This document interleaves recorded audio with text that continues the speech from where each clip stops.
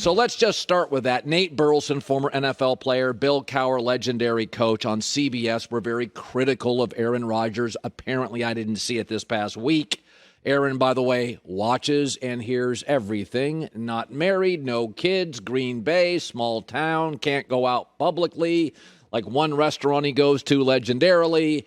He sits home and consumes a lot of what people say about him. This is not a guy with kids and a family, and Aaron's not overly close to his family. A lot of time consuming stuff about you, and it gets in your head, and you create these little minefields. So apparently Bill Cowher, and I read the quotes, Cowher said stuff like, he comes off kind of selfish. Nate Burleson said, it feels like it's a little bit about himself. These are not zany opinions. These are shared by almost everybody.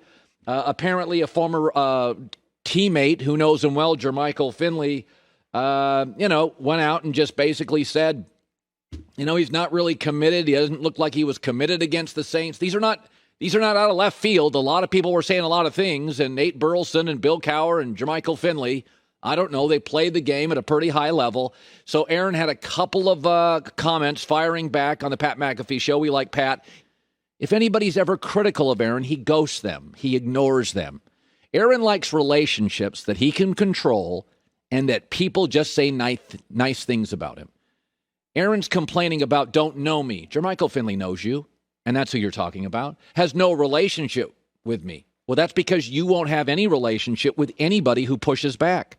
It's you and your Hollywood friends and people who suck up to you. By the way, you don't have a relationship with your family, Aaron, because they won't suck up to you. So this idea that Jermichael Finley's opinion has no credibility, he played in the NFL at a high level. He was a teammate. But I've had multiple people tell me that if you don't suck up to Aaron, he'll only go on shows where you just, you let him say what he wants to say. And that's fine. But let's not pretend that Jermichael Finley is a nobody, didn't play football, never played with you, because that's who you're addressing. You don't have a lot of relationships, Aaron. You don't have a lot of people outside of your little football teammates. Your work habits, Aaron, they're well documented. You skipped all of your off-season program. You admitted that. You didn't work out with your receivers all year. Russell Wilson did. Brady did. These are public. These aren't reaches by Bill Cowher or Jermichael Finley or Nate Burleson. These aren't reaches. This is all public. They commented on that. By the way, if these people don't deserve a platform, if these people don't know anything, why does it so deeply bother you? Why are you making these insignificant people so significant? Bruh, you're a public figure. Quarterbacks in America are royalty. You're a public figure. Well, these people that aren't qualified, Bill Cowher, Nate Burleson, Jermichael Finley, aren't qualified? I don't know. You want a Super Bowl? Pretty good players? Again, I don't comment on bloggers. If I don't think people have really any access or insight, I don't comment on them. Why are you elevating people and simultaneously saying they have no credibility? Then why are you talking about that? It's so funny when I look at the NFL right now and quarterbacks.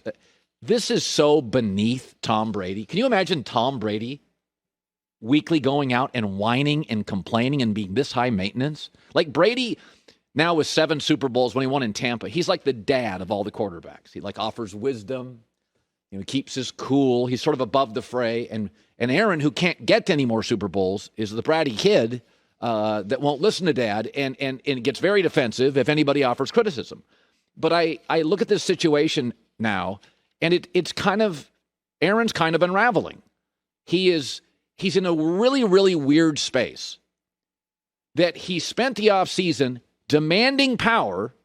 This is not my opinion. This we all know that. And yet he doesn't like the responsibility that comes with power, which is criticism. And then he spent the offseason talking about beautiful mysteries and the wisdom of silence, and he won't shut up. He's driving all this stuff. And I'll go back to it. Never married, no kids, not close with family, in a town he can't go outside that's cold and wet by mid-October. It's in his head. He's reading too much. This stuff is just insignificant.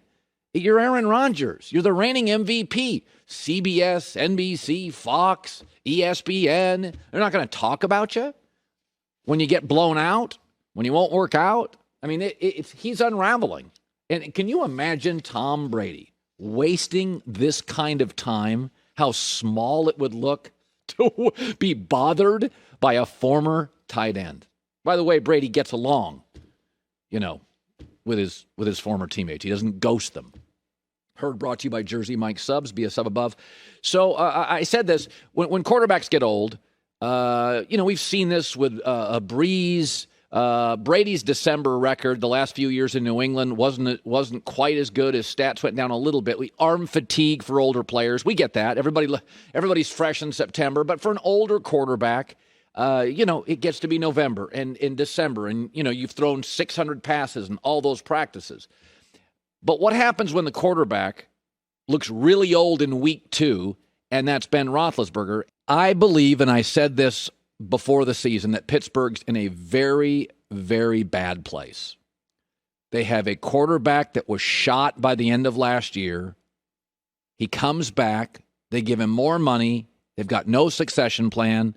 They're rebuilding the offensive line, and the division is getting much, much better. Succession plans are hard, but Bill Belichick had one until he was forced to move Garoppolo. The Colts had to make tough decisions. They had one with Peyton Manning. Give the Packers credit. Aaron Rodgers sat and watched Favre for years. Alex Smith to Mahomes. These are difficult. I'm not saying they're easy. You got to draft somebody. Hopefully, the quarterback understands the business of it. But, give Philadelphia credit. The minute Carson Wentz appeared to be brittle, second round, they went out and got Jalen Hurts. I don't know if Jalen Hurts is good, but they got a quarterback, and he's committed, and he's young, and he's mobile. Pittsburgh, the most disappointing part about this is you saw it coming for a decade. Like COVID caught the country off guard, right? Like there are certain things you're like, whoa, we're kind of bailing water here on what to do. I understand situations like that. Or if Russell Wilson tomorrow just retired, whoa. But when you have a quarterback like Dak or Brady or Breeze or Russell Wilson, and you get this offseason commitment, leadership commitment, great with teammates, total team guy.